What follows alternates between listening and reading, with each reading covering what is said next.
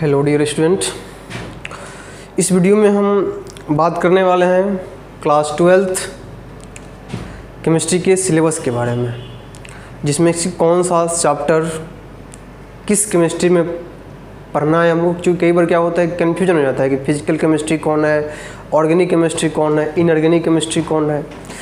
तो उसको part wise हम डिस्कस कर देते हैं कि फिजिकल केमिस्ट्री में कौन सा चैप्टर को पढ़ना है, ऑर्गेनिक केमिस्ट्री में कौन सा चैप्टर को पढ़ना है और इनऑर्गेनिक केमिस्ट्री में कौन सा चैप्टर को पढ़ना है। तो 12th chemistry syllabus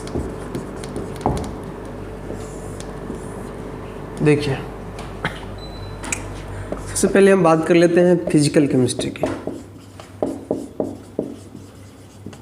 physical chemistry में जो सबसे पहला चैप्टर आपका होगा क्लास 12th का, वह होता है द सॉलिड स्टेट।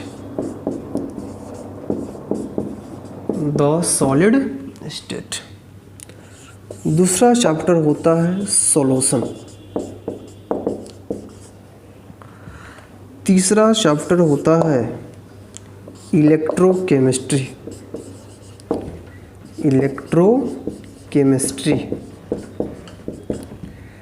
और चौथा जो लेक्चर होगा, चौथा जो आपका चैप्टर है वह है केमिकल काइनेटिक्स।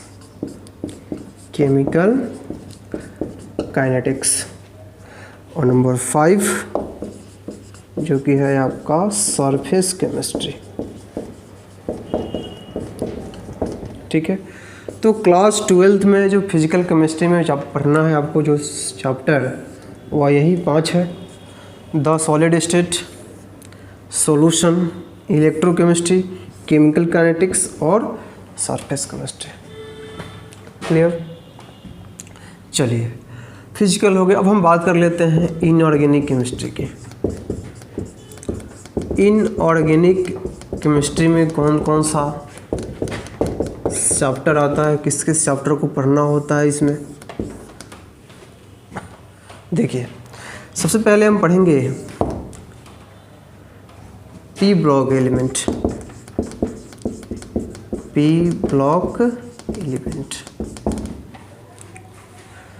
जो कि इसमें पढ़ना होता है 15, 16, 17, 18 ग्रुप। ठीक है, दूसरा इसमें होता है D and F block element.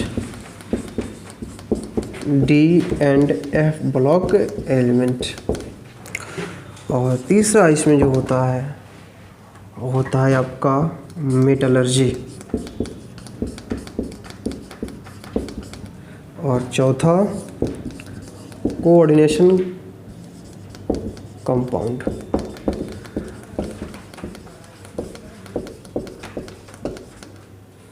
ठीक है, सबसे पहला पी ब्लॉक एलिमेंट, दूसरा D and F block element, तीसरा मेटलर्जी और चौथा कोऑर्डिनेशन कंपाउंड।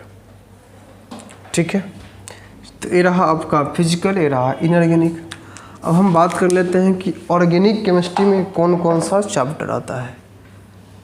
चलिए, तो यदि आप इसको लिखना चाहते हो तो लिख सकते हो, तो फिर मिटाते हैं इसको।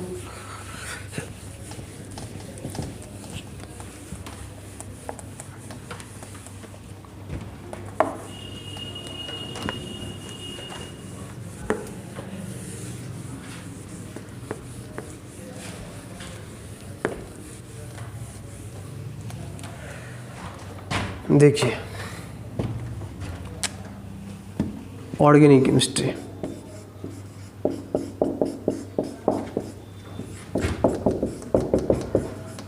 ऑर्गेनिक केमिस्ट्री में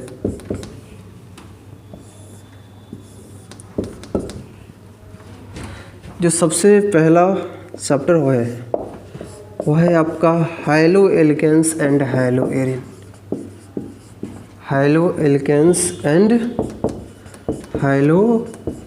एरिन्स। दूसरा जो चैप्टर है वह है आपका अल्कोहल, फिनॉल, एंड ईथर।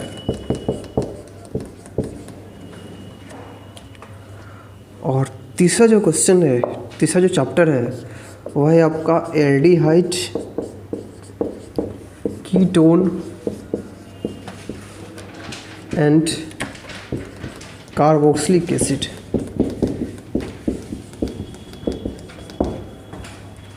ठीक है।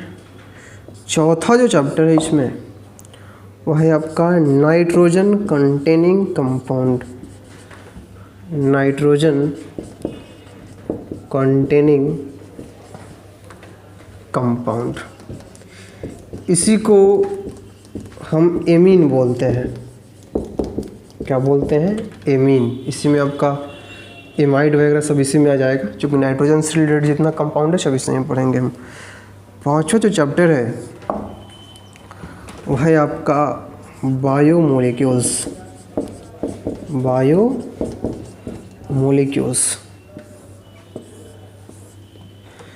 ठीक है। नंबर 6 जो चैप्टर है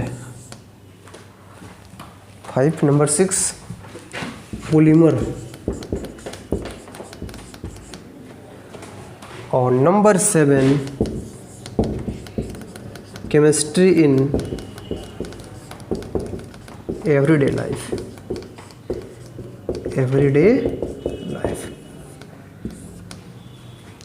ठीक है।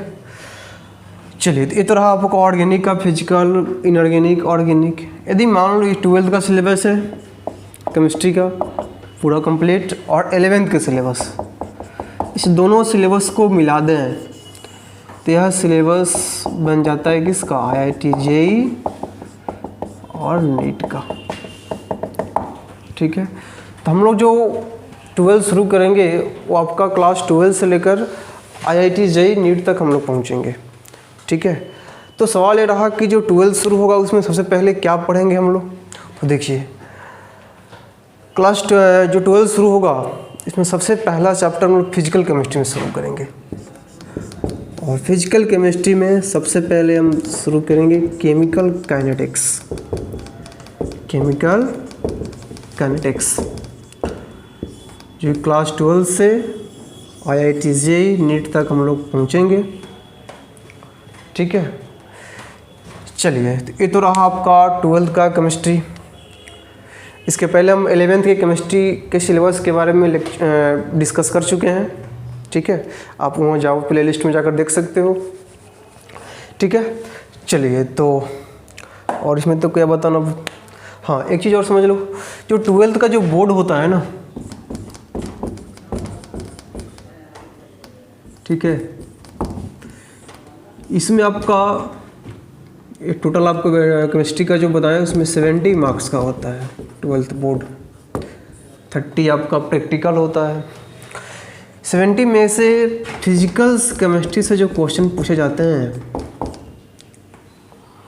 वह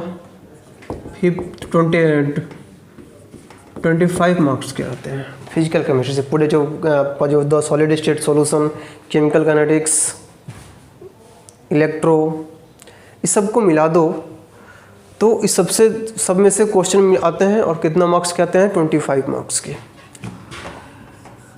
यदि हम इनऑर्गेनिक की बात करें तो इसमें तो 3 से 4 ही चैप्टर है, इसमें ज़्यादा नहीं, 15 मार्क्स से के क्वेश्चन इसे पूछे जाते हैं। ठीक है। यदि हम बात करें ऑर्गेनिक के तो देखो, ऑर्गेनिक का सिलेबस काफ़ी लंबा है, इसमें आपका 7 चैप्टर पढ़ना है। इससे जो क्वेश्चन पूछे जाते हैं वो 30 मार्क्स के। ठीक है। ओवरऑल 70 हो गया, 30 आपका क्या होगा? प्रैक्टिकल होगा। ठीक है। देखिए, तो ऑर्गेनिक हम शुरू नहीं करेंगे, पहले फिजिकल शुरू करेंगे, केमिकल काइनेटिक्स, फिजिकल, उसके बाद इनऑर्गेनिक, उसके बाद ऑर्गेनिक। चूँकि ऑर्गेनिक शुरू करने का मतलब कि कुछ आपको बेसिक टर्म समझना चाहिए, जो कि 11th का पार्ट है, जिसकी जोसी वगैरह आना चाहिए। तब आप IIT JEE नीट लेवल तक, हाई लेवल की हाई लेवल जो भी है वहाँ तक पहुँच पाओगे। तो इसको शुरू करने से पहले हम उसको डिस्कस करेंगे तभी यहाँ आएंगे। ठीक है। तो क्लास 11th से ही आपको लगे रहना पड़ेगा, ऑर्गेनिक के लिए ध्यान रखना। चलिए, तो ठीक है, थैंक यू।